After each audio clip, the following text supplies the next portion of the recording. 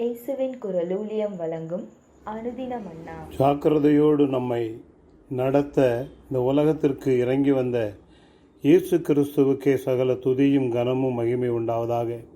ஜாக்கிரதையுள்ள இயேசு கிறிஸ்துவின் நாமத்தினாலே உங்கள் அனைவருக்கும் எனது அன்பின் நல்வாழ்த்துக்கள். இந்த அருமையான நல்ல நாளிலே வேத புஸ்தகத்திலிருந்து ஜாக்கிரதை என்கிற தலைப்பில் நாம் பார்த்து கொண்டிருக்கிறோம். ஆனால் அருமையானவர்களே, வேதத்தில் நாம் பார்க்கிற பொழுது மிக முக்கியமான ஒரு காரியம் என்னவென்றால் ஜாக்கிரதை என்று சொல்லி பார்க்கிறோம். வேத புஸ்தகத்திலே நீ ஜாக்கிரதையாய் இருந்து மனம் திரும்பு என்று வேதம் தெளிவாய் சொல்லுகிறது முதலாவதாக.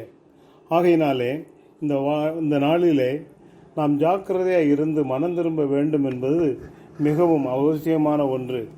ஆகையினாலே தான் வேத புஸ்தகத்தை நாம் கண்ணோக்குகிற பொழுது வெளிப்படுத்தின விசேஷம் 3:19 நீ ஜாக்கிரதையாய் இருந்து மனம் திரும்பு என்று லவோதிகா சபைக்கு தேவன் எச்சரிப்பை தெளிவாய் கொடுக்கிறார். ஏனென்றால் உன்னிடத்தில் அனலும் இல்லை, உன்னிடத்தில் குளிரும் இல்லை. அனலும் இல்லாமலும் குளிரும் இல்லாமல் இருந்தால் நான் உன்னை வாந்தி பண்ணி போடுவேன். ஆகையால் நீ மனம் திரும்பி ஜாக்கிரதையாக இருக்க வேண்டும் என்று சொல்லி ஒரு எச்சரிப்பை சபைக்கு கொடுக்கிறார். இன்றைக்கும் சபை விசுவாசிகளுக்குள்ளே அனலும் இல்லை, குளிரும் இல்லை. ஆனபடினாலே இன்றைக்கு வாந்தி பண்ணி போடத்தக்க நிலையிலே காணப்படுகிறதுனாலே நாம் ஜாக்கிரதையோடு மனம் திரும்ப வேண்டும் என்று மிக அருமையாக தேவன் நம்மோடு கூட பேசி கொண்டிருக்கிறார்.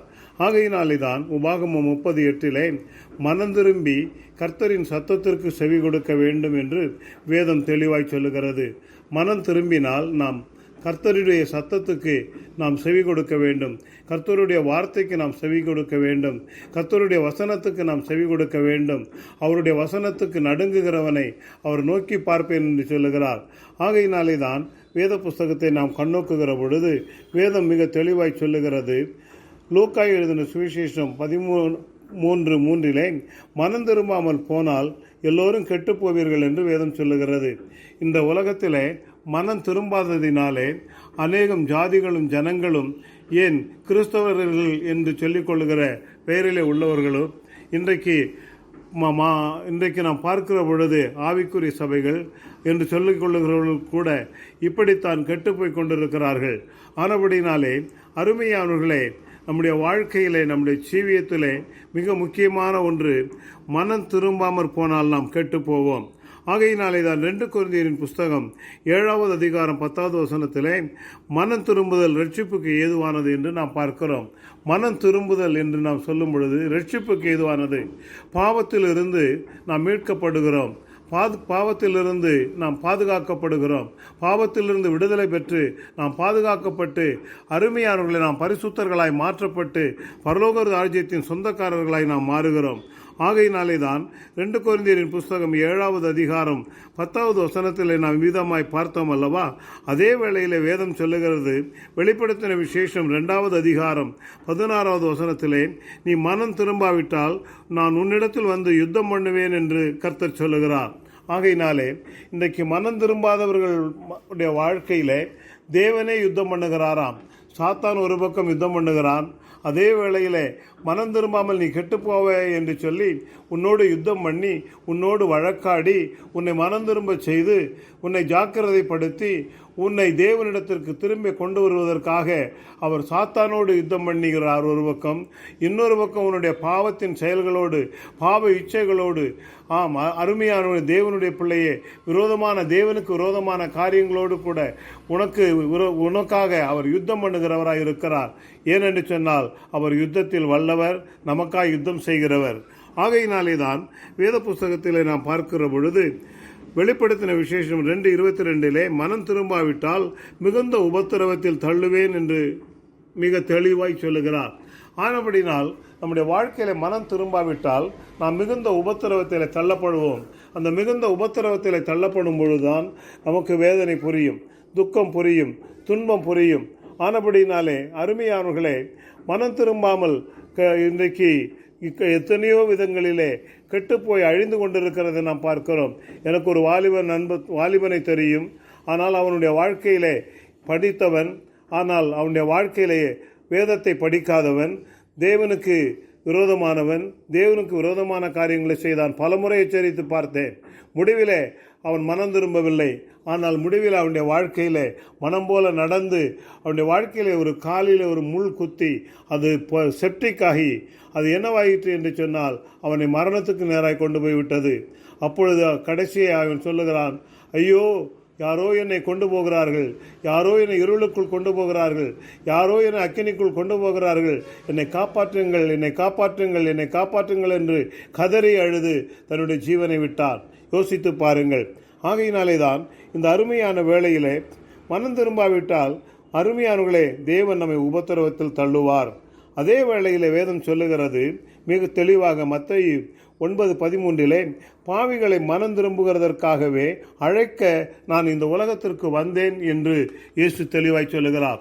பாவிகளை ரட்சிக்க இயேசு கிறிஸ்து உலகத்திற்கு வந்தார் என்று 1 தீமோத்தேயு 1:15 நாம் பார்க்கிறோம்.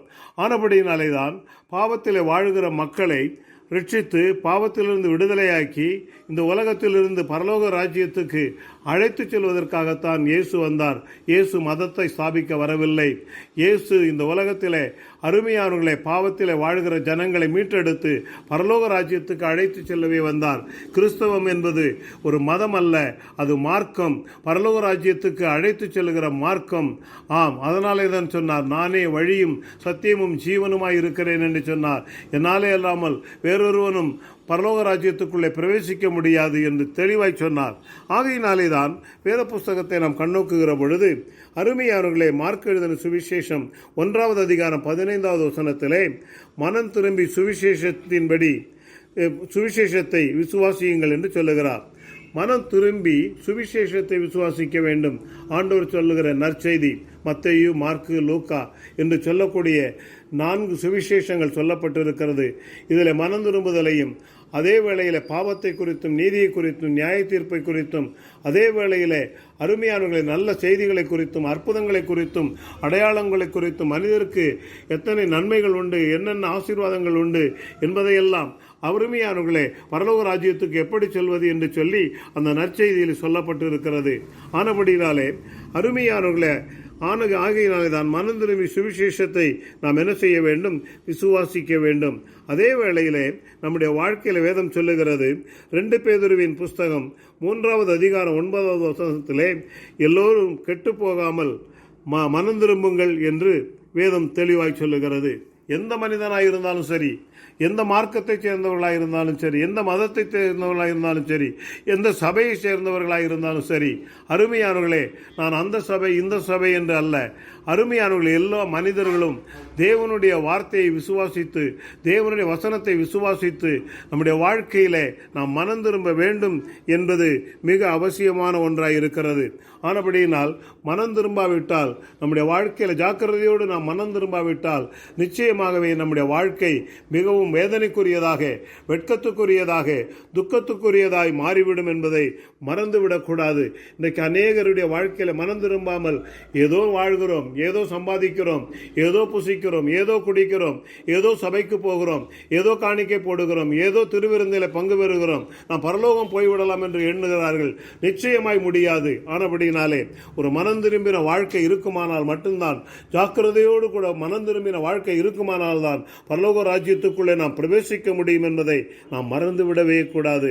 ஆகையினாலே தான் வேத புஸ்தகம் சொல்லுகிறது, அப்போஸ்தலர் நடவடிக்கைகளின் புஸ்தகம் 17வது அதிகாரம் 30வது வசனத்திலே எங்கும் உள்ள மனிதர்கள் மனம் திரும்ப வேண்டும் என்று வேதம் தெளிவாய் சொல்லுகிறது. எங்கும் உள்ள மனிதர்கள், இந்தியாவில் உள்ளவர்கள் மட்டுமல்ல, அருமையானவர்களே பாகிஸ்தானில் உள்ளவர்கள் மட்டுமல்ல, சீனாவில் உள்ளவர்கள் மட்டுமல்ல, அமெரிக்காவில் உள்ளவர்கள் மட்டுமல்ல, ஆஸ்திரேலியாவில் உள்ளவர்கள் மட்டுமல்ல, 5 கண்டங்களில் உள்ள அனைத்து மக்களும் ஆணென்றும் பெண்ணென்றும் பாராதபடி அருமையானவர்களை அனைவரும் ரட்சிக்கப்பட வேண்டும். அதுதான் தேவனுடைய நோக்கம், அதுதான் தேவனுடைய சித்தம். அனைவரும் மனம் திரும்ப வேண்டும் என்பதுதான் தேவனுடைய பிரதான நோக்கம். ஆனபடினாலே தேவனுடைய இந்த பிரதான நோக்கத்தையும் திட்டத்தையும் சித்தத்தையும் நம்முடைய வாழ்க்கையிலே அருமையானவர்களே நாம் கட்டாயம் பெற்றுக்கொண்டே ஆக வேண்டும். ஆகையினாலே தான் வேத புஸ்தகத்திலே நாம் பார்க்கும் பொழுது வேதம் சொல்லுகிறது, யோபு 22:23 சர்வ வல்லவரிடம் மனம் திரும்புங்கள் என்று பார்க்கிறோம், அவர் உங்களை நிலைநிறுத்துவார். ஆம், நாம் மனம் திரும்புவது மனிதனிடத்தில் அல்ல, அருமையானவர்களே நாம் தேவனிடத்தில் திரும்ப வேண்டும். சிலர் போலீஸ் ஸ்டேஷனில் நான் வேலை பார்க்கிற பொழுது, ஐயா நான் மனம் திரும்பி விட்டேன், இனி குடிக்க மாட்டேன், இனி தவறு செய்ய மாட்டேன், இனி பாவ வழிக்கு நான் போக மாட்டேன், சண்டை போட மாட்டேன் என்று சொல்லுவான். ஆனால் திரும்பியும் பார்த்தால் அதே வேளையில் அதே வழியில தான் அவன் போய்கொண்டே இருப்பான். அதனாலே அவனுக்கு ஒரு பிரயோஜனம் இல்லை. மனிதனிடத்தில் சொல்லி தப்பித்து போகலாம், ஆனால் தேவனிடத்தில் சொல்லி ஒரு நாளும் தப்பித்து போக முடியாது. ஆகையினாலே தான் வேதம் சொல்லுகிறது மிக அருமையாக, மத்தேயு 3:8 மனம் திரும்புதலுக்கு ஏற்ற கனிகளை கொடுங்கள் என்று பார்க்கிறோம். ஆம், நம்முடைய வாழ்க்கையில மனம் திரும்புதலுக்கு ஏற்ற கனிகள் கொடுக்க வேண்டும். மனம் திரும்பினோம் என்றால் நமக்கு கனியுள்ள ஒரு வாழ்க்கை காணப்பட வேண்டும். ஆவியின் கனியோ அன்பு, சந்தோஷம், சமாதானம், சாந்தம், இச்சையடக்கம், தயவு, நற்குணம், நீடிய பொறுமை, சாந்தம், விசுவாசம். ஆனபடினாலே இந்த 9 விதமான கனிகள் நம்முடைய வாழ்க்கையில் காணப்பட வேண்டும். இந்த 9 விதமான கனிகள் நம்முடைய வாழ்க்கையில் காணப்படும் பொழுது ஆண்டவர் நமக்கு 9 விதமான வரங்களையும் தருவார். ஆம், அற்புதங்களை நடப்பிக்கிற வரங்களினால், குணமாக்கும் வரங்களினால், தீர்க்க தரிசன வரங்களினால், ஆவிகளை பகுத்தறிகிற வரங்களினால், அசுத்தாவிகளை துரத்துகிற வரங்களினால், பற்பல பாஷைகளை பேசுகிற வியாக்கியானம் பண்ணுகிற வரங்களினால், அறிவை உணர்த்தும் வரங்களினால், போதிக்கும் ஞான வரங்களினால், விசுவாசத்தை தூண்டும் வரங்களினால் நம்மை நிறைத்து நம்மை மற்றவர்களுக்கும் பிரயோஜனம் உள்ளவர்களாய் மாற்றுகிறார். நம்முடைய மனம் திரும்புதலிலே ஜாக்கிரதையோடு மனம் திரும்பும் பொழுது எவ்வளவு பெரிய ஆசீர்வாதங்கள் பாருங்கள். ஆகையினாலே தான் வேதம் மிக தெளிவாய் சொல்லுகிறது. அப்போஸ்தலர் நடவடிக்கைகள் 19:4 இயேசுவில் விசுவாசிகளாய் இருக்க வேண்டும் என்று மனம் திரும்புதலுக்கென்று ஞானஸ்நானம் கொடுத்தான். ஞானஸ்நானம் பெறுவது அருமையானவர்களை, மனம் திரும்பி ஞானஸ்நானம் பெற வேண்டும். மனம் திரும்பாமல் ஞானஸ்நானம் பெற்று ஒரு பிரயோஜனமும் இல்லை. மனம் திரும்பி நாம் பெற்றுக்கொண்ட ஞானஸ்நானத்தை அருமையானவர்களை நாம் பரிசுத்தத்தோடு நாம் காத்துக்கொள்ள வேண்டும். ஜெபத்திலே நாம் தரித்திருந்து காத்துக்கொள்ள வேண்டும். வேத வசனத்தின்படி நம்முடைய வாழ்க்கையை, நம்முடைய ஜீவியத்தை காத்துக்கொண்டு நாம் நடக்க வேண்டும். அதுதான் மிக முக்கியமான ஒன்று. ஆனபடினாலே நம்முடைய வாழ்க்கையில மனம் திரும்பி நாம் ஞானஸ்நானம் எடுக்க வேண்டும். சிறு பிள்ளைகளை கொடுப்பது ஞானஸ்நானம் அல்ல. ஆனபடினாலே ஞானம் எப்பொழுது ஒரு மனிதனுக்கு வருகிறது, அவன் தன்னுடைய வாழ்க்கையிலே அவன் 18 வயதுக்கு பிறகுதான் இந்த உலகத்திலேயே அவன் அங்கீகரிக்கப்பட்ட சட்ட ரீதியாக ஓட்டு போட தேர்ந்தெடுக்கப்படுகிறான். அதே போல ஒரு 18 வயது 20 வயதுக்கு பிறகுதான் அவனுக்கு ஞானஸ்நானம் கொடுக்க வேண்டும். அதற்கு முன்பு ஞானஸ்நானம் கொடுத்து ஒரு பிரயோஜனம் இல்லை. இன்றைக்கு இந்த வாரம் சபைக்கு வந்தால் அடுத்த வாரம் ஞானஸ்நானம் கொடுத்து சபையை சேர்த்து விடுகிறார்கள். அது சபைக்கு வளர்ச்சி தராது, அவர்களுடைய ஆவிக்குரிய வாழ்க்கைக்கு வளர்ச்சியை தராது. இதை மறந்துவிடக்கூடாது. ஆகையினாலே தான் வேத புஸ்தகத்திலே நாம் பார்க்கும் பொழுது மனம் திரும்புங்கள், பரலோக ராஜ்யம் சமீபமாய் இருக்கிறது என்று பார்க்கிறோம். நாம் மனம் திரும்பும் பொழுது, ஜாக்கிரதையோடு மனம் திரும்பும் பொழுது பரலோக ராஜ்யம் நமக்கு சமீபமாய் இருக்கிறது. எத்தனை பெரிய பாக்கியம், எத்தனை பெரிய சுலாக்கியம். ஆகையினாலே தான் வேத புஸ்தகத்திலே லூக்கா 15:7 நாம் பார்க்கிறோம் மிக அருமையாக, மனம் திரும்புகிற ஒரு பாவியின் நிமித்தம் பரலோகத்தில் மிகுந்த சந்தோஷம் உண்டாயிருக்கிறது. இந்த பூலோகத்திலே மாத்திரம் சந்தோஷம் அல்ல, பரலோகத்திலும் சந்தோஷம் உண்டாயிருக்கிறது. அந்த நிரந்தரமான சந்தோஷத்தை நாம் பெற்றுக்கொள்வதற்காக, ஜாக்கிரதையோடு அந்த சந்தோஷத்தை பெற்றுக்கொள்வதற்காக நம்மை தாழ்த்துவோம், நம்மை ஒப்புக் கொடுப்போம், நாம் ஜெபிப்போம். எங்கள் பரலோக பிதாவே, இந்த அருமையான நல்ல வேளையிலே ஆண்டவரே, நீ ஜாக்கிரதையாக இருந்து மனம் திரும்பு என்று சொல்லி எங்களோடு பேசி நம்முடைய வார்த்தைக்காக உமக்கு ஸ்தோத்திரம். நாங்கள் ஜாக்கிரதையாக இருந்து மனம் திரும்பவும், ஜெபிக்கவும், தேவனை தேடவும், ஆவிக்குரிய கனிவுள்ள வாழ்க்கை வாழவும், ஆண்டவரே மனம் திரும்பி நாங்கள் ஞானஸ்நானம் பெற்று கர்த்தருக்கு சாட்சியை வாழவும், வளரவும், ஜீவிக்கவும் ஆண்டவரே எங்களுக்கு அனுக்கிரகம் பண்ணும். எங்கள் குடும்பம் அப்படியாய் வளர, எங்கள் பிள்ளைகள் அப்படியாய் வளர, என் புருஷன் அப்படியாய் வளர, என் மனைவி அப்படியாய் வளர, என் பிள்ளைகள் அப்படியாய் வளர, எல்லோரும் கிறிஸ்து இயேசுவுக்குள்ளே வாழ வளர நாங்கள் ஜாக்கிரதையோடு கூட எங்களை ஒப்புக் கொடுக்கிறோம். ஜீவனுள்ள பரிசுத்த பிதாவே, ஆமேன், ஆமேன். கர்த்தர் உங்களை ஆசீர்வதிப்பாராக. அனுதின மன்னாவை தினமும் கேட்டு பயனடைய சப்ஸ்கிரைப் பண்ணவும், நோட்டிஃபிகேஷன் பெற பெல் ஐக்கானை பிரஸ் பண்ணவும். ஜெப உதவிக்கு brother S. Jebastin, Jesus voice ministries, number 376 Bharathiyar road, Karaikal, Pondicherry state, India. Pin code 609602. Mobile number 9443875298. God bless you.